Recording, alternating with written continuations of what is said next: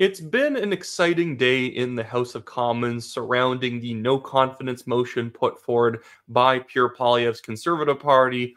Obviously, everyone knew it was not actually going to pass, and there's a lot of liberals online invested in the idea that because the motion wasn't successful and Justin Trudeau is still standing, that means that Poilievre failed, and it's a big embarrassment for the Conservatives. If you think this, you don't actually understand how politics works, how political optics works, and the purpose of motion votes. Having the vote on this motion that the Conservatives knew very well was not going to pass is to show where Jagmeet Singh and Francois Blanchet stand, the Bloc Québécois and the NDP. And what Poilievre has done is he has baited Jagmeet Singh once again into showing that he is just a lackey of Justin Trudeau. This happened a few months ago where Pierre Poilievre showed that Jagmeet Singh is absolutely standing by Trudeau on the carbon tax, no matter how unpopular it is. And when he says, having this motion of no confidence in, like, so we can have a carbon tax election, he did that a few months ago. Jagmeet Singh looked bad. Now he's doing it again post Jagmeet Singh ripping up the supply and confidence agreement. So he doesn't owe anything to Justin Trudeau anymore, apparently. That he's fighting back against the Liberals, and he's going to be a pit bull opposing them because the Liberals are apparently too corporate, even though Jagmeet Singh was voting for everything alongside Justin Trudeau and still does. And so if there's anything too corporate going on, it's partially to blame on Jagmeet Singh. I always find the insult of somebody being corporate as very stupid. It really just means things I don't like. But in this case, Jagmeet Singh was voting for them, so he liked them up until he noticed his poll numbers and especially donation numbers were so low, he needed to separate himself from Trudeau. But yeah, Jagmeet Singh has been demonstrated that his entire act of ripping up the supply and confidence agreement is just an act. Nothing's changed. He's still voting alongside the Liberals. He's not willing to put his money where his mouth is and actually take on Justin Trudeau in an election. And Jagmeet Singh, I think there's two reasons why he won't vote for this motion, even though he could vote for the motion and he would still, like, the government would still stand. Blanchet and the Bloc were never going to vote for it because the Bloc has never had it better than they do now. If an election happens, it's basically guaranteed to be a conservative majority. That means the Bloc loses all of its influence. So the Bloc wants to keep Justin Trudeau propped up for as long as possible so they can bring as many benefits specifically to their province in Quebec. And so Jagmeet Singh could have voted with the Conservatives and looked like he was a populist against the consumer carbon tax like he claimed he is now. The problem, though, is that he's also way too paranoid at being seen as being in league with the Conservatives, because that's what he accuses the Liberals of all the time, that the Liberals are and the Conservatives are secretly of one mind on all of the issues. Complete nonsense. Jagmeet's obviously the one who's in league with Trudeau, and so he doesn't want to vote with the Conservatives on this, even though it's guaranteed to be a safe vote. But another thing is, I think he's genuinely paranoid that if the Bloc suddenly voted for the motion and he voted for the motion and an election was triggered, that the NDP would be completely screwed in an election because, this is not much of a secret. Alex Zoltan posted these documents on Twitter the other day. You should all give him a follow. It's very good financial work digging this stuff up. It's all public, but it's very, difficult to find on publicly accessible, finance websites, public finance websites. So the federal NDP, under the heroic management of Jagmeet Singh, only has $289,000 on hand, really demonstrating that socialists are not good with money. This is the real reason that Jagmeet Singh does not want to have an election. He's broke. He can't afford to have an election, so he can't afford to put pressure on Justin Trudeau at all. He puts token pressure on him, calls Justin Trudeau corporate, and then backs off a little bit, kind of dances back in the background and lets Justin Trudeau fail on his own terms while still voting with everything the Liberals are doing. So this is such little money. It's hard to emphasize how little money this is. I think right now, and the Conservatives are spending a lot of money since they have the cash and they keep raising more and more. The Conservatives have like 10 million. So put that into perspective. The NDP only has $289,000. That is not even enough to have two ridings funded to the max that you're allowed to spend. That's pathetic. We have 342 ridings, I believe, in Canada, 343. Just for context, that the NDP couldn't fully fund 2 of them, because I believe you can spend up to $150,000 per riding, which in a certain sense is actually not that much money considering how big Canadian ridings are, and the amount of money per, like, I guess, square meter of your campaign is actually very low. That's another topic for another day. Canadian politics, American politics, you could arguably say has way too much money in it.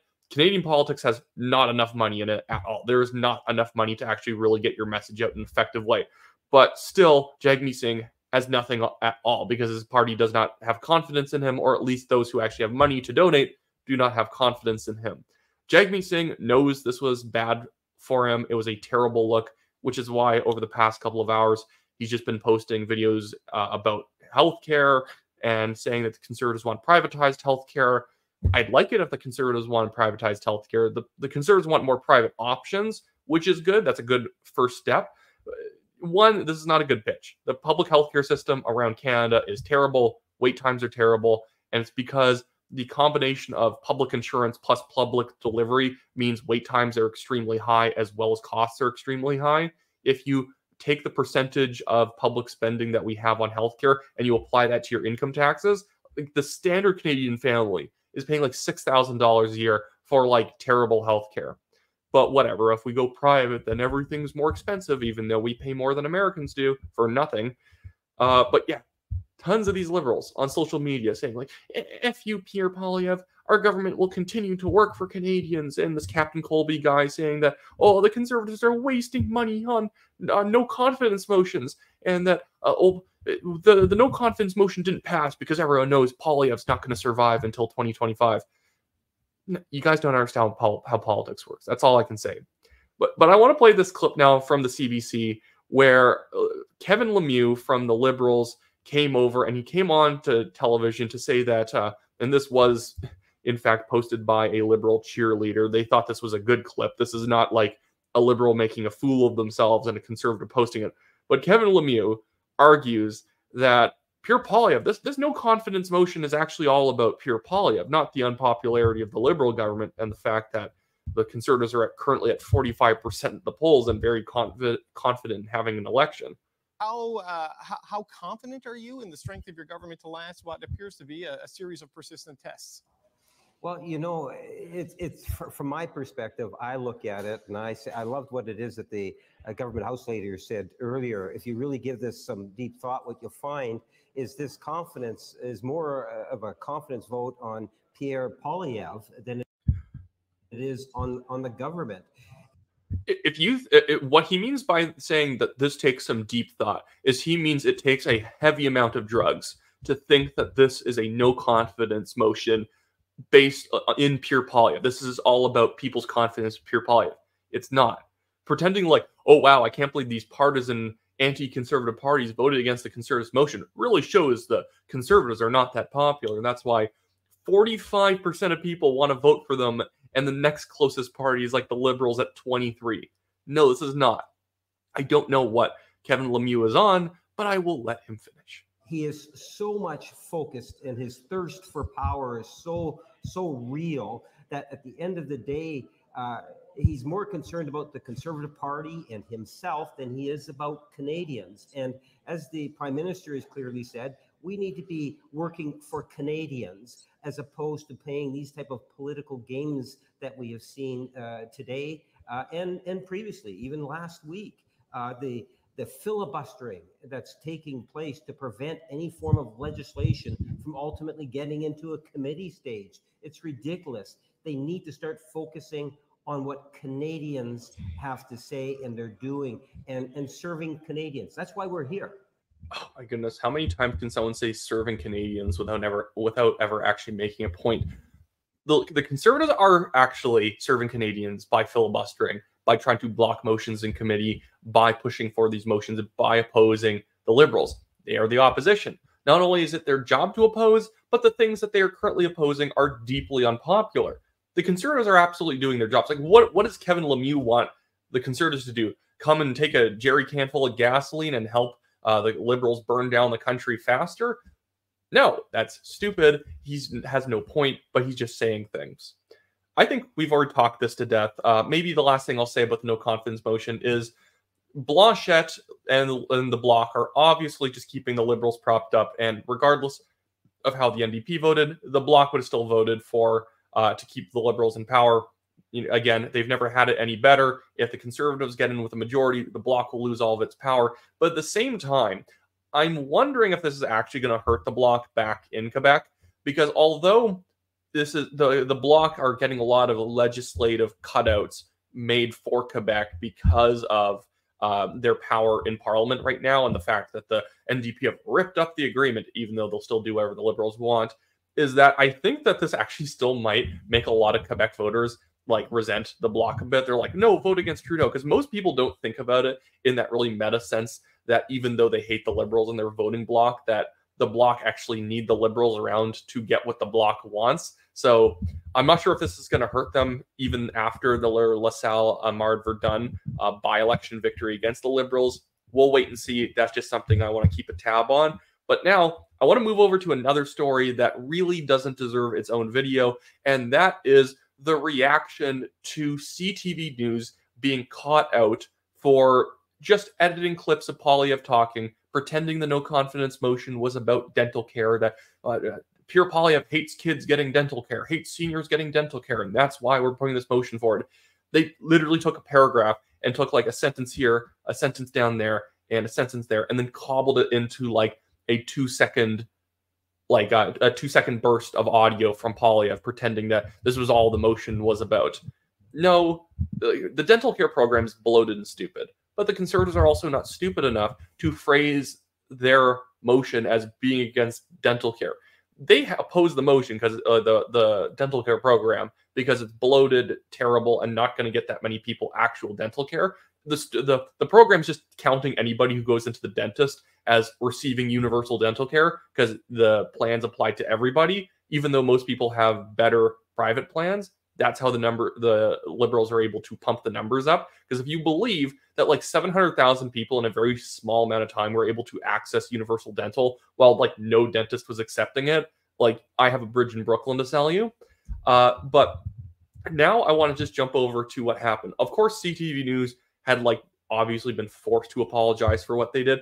But I want to get to this clip of them talking about what happened on CBC, what happened with CTV, and there's Kate Harrison on this clip going after CTV News as well as the excuse making CBC makes. But I think it's almost so much more interesting outside of the CTV News issue itself, just how much the legacy media closes ranks to pretend that this must have just been an innocent little mistake, even though you couldn't possibly have done all this editing by mistake. They've admitted the mistake. It was basically human error and incompetence, or like, that happens in this business, right? I'm not saying CTV News is incompetent, but we all make mistakes in this business and we apologize for it. And they published it and their chief anchor said it on the show. But to demand that they apologize for the malicious nature of the editing, to admit to a malicious intent here, that's a demand that's difficult for a news agency to accept. I'm not sure that we should wave it away as just a mistake, because this is not a misattribution. It's not even taking part of the same sentence and applying it in a different context. Yep. This is taking a full paragraph, a variety of sentences that Pierre Poilievre said, taking bits and pieces from each sentence to craft a new sentence. Yeah. That is journalistic malpractice. Okay, so and him saying, "Well, why are you? Should you really be saying it's malicious?" Well, we can't conclude it's malicious. Well, what am I supposed to think here? That it was done out of love? That it was done just out of complete confusion? Because you wouldn't go to that much effort if there wasn't some extra intent behind it. And it's not like this is just out of nowhere. Oh, CTV News is usually so good. No, all of these legacy media sources will do the pretend we're neutral thing. Oh, we quote a conservative, we quote a liberal in a story when we move on, even though their anchors and the way that they frame stories is always implying, at the very least, that the liberals are the compassionate, reasonable ones. And then we have a conservative over here complaining about what the liberals are doing. That's really how they end up framing stories. And this is just the grossest version of it. Oh, can we really conclude that there was malicious intent? Yes, you guys no longer get the benefit of the doubt because you've been shown too often to take obviously left-wing positions and attack conservatives. It's not just the activist journals like Press Progress and Anti-Hate. CBC does it. CBC even quotes places like Anti-Hate and Press Progress, even though they are left-wing, flat-out communist rags. So many people who work for Press Progress are open socialists who hate veterans and celebrate like the Bolshevik Revolution. I'm not even kidding. I wrote an article about it a long time ago. All these people are like retweeting people saying that we should stop celebrating Remembrance Day and swap it out for the Bolshevik Revolution Memorial. Insane. But yeah, I want to get back to what Katie, like Harrison here, destroying them. So just, and I'm not defending this, I'm explaining this. No, you are defending them. You just said that you're explaining it right afterwards. Yeah, you're like acting as CTV News' advocate, which is defending them. The sentence that Pierre Poilievre said is, that's why it's time to put forward a motion for a carbon tax election.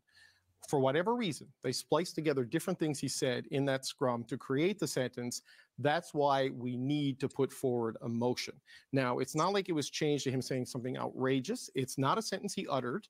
No. But the framing of the story before CTV News played him saying that was the dental care issue. And then they cut to Poilievre saying, and this is why we need to put forward a motion. When you just talked about the universal dental care and the controversy around it, and then you talk about Poilievre's putting forward a no confidence motion, he says, and this is why we need to do it. Every viewer who's not completely pretending to be gormless knows that the implication is he was doing it over universal dental. I think a lot of viewers probably knew that CTV News was up to something because that's ridiculous. Poilievre always talks about the no confidence motion in regards to the carbon tax. And why would you remove carbon tax from it? It would have been so easy in the editing process to include carbon tax. Carbon tax, when you actually look at the paragraph said, was like adjacent to the words that they did put in. They couldn't extend it for literally 0.3 seconds to include the carbon tax. But no. Just they had to. The news is just so fast-paced in Canada. They couldn't include that third of a second. We need to get to a terrible product on our that are like our subsidized advertisers are running right now. It does not say it's about a carbon tax election, and in the way it was presented in the story, it makes it sound like he wants an election to stop dental care. Correct. So I get why they feel they're taken out of context, and CTV admitted to that and apologized for it.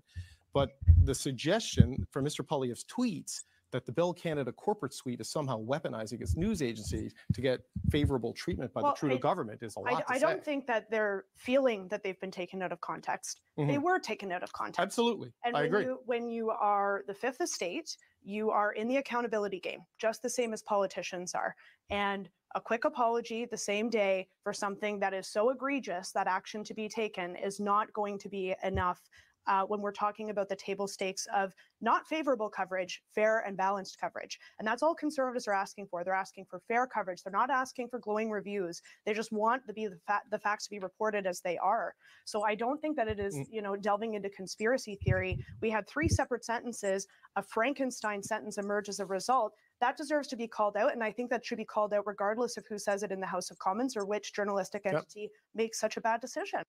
And that's a great statement from Harrison there. And we should also mention that the host was talking about, they're like, well, they deserve the benefit of the doubt and we should just move on. It's like the problem is the damage has been done. And the idea that the Conservatives should be glad to just take a weak apology is pathetic. No, they shouldn't. And the thing is, you don't get the benefit of the doubt anymore, as well as the fact that, you would think that the party that's most popular in Canada could get a few more seconds to actually make their case. That's the thing. Everything's so filtered in Canadian media these days. Even if there's a Conservative on a panel, she's a rare case of a Conservative who's actually doing a really good job defending them. Usually it's like Fred Delory sitting there. It's somebody like Andrew Coyne. People I would say are not Conservatives. They're not at all Conservatives. Andrew Coyne is openly anti-Poilievre. Fred Delory, I think, is jaded because he was Aaron O'Toole's campaign manager, and frankly, one of the worst campaign managers since Jenny Byrne in 2015. They never actually have good people to make good cases for Conservatives. So when they misreport something and they make a quick apology, you're never going to have a Conservative on panel tomorrow saying, outside of this one case, saying, well, you guys keep messing things up. So I'm actually going to say what's right and where you're biased. They never get held accountable. That's why I walk up to so many people at doors when I go campaigning who legitimately just think, oh, well, your guy's extreme. Your guy's an extremist. I watch, and I even had a guy the other day saying, I have a diverse media like diet. I watch CTV News, I watch Global, I watch CBC. Those are borderline the same outlets. They are borderline the same outlets. They run the same stupid rip and read stories every single time. There was a great tweet a little bit before I saw it right before I started filming this from JJ McCullough. He has a great YouTube channel. You probably don't even need me to recommend it. He has like a million subscribers at this point. JJ McCullough, still go check it out if you haven't. He posted that every single legacy media story these days is vague description of something that happened, and here's a left-wing professor to give you their opinion. What? This is in the news section. This isn't like analysis. It's a long 2,000-word article where at some point they cite a lefty source and then they go to someone more on the right later. This is like every sort. I've seen it in weather stories. You'll just have a random left-wing professor because a fire broke out talking about climate change. Why? What does that have to do with anything? This is where they bring up Press Progress and Anti-Hate and different organizations who are, around like DEI garbage, commenting on stories from a left-wing social perspective. No, this is such garbage. No, they don't. The reaction to the Conservatives calling out CTV News was first met with they're complaining that they're being held accountable. This is more bullying of journals until the proof came out of how filleted the clip was. And the apology was not in proportion to how badly they were treated up to that point, especially being basically called whiners by everybody in the legacy media as well as in left-wing politics.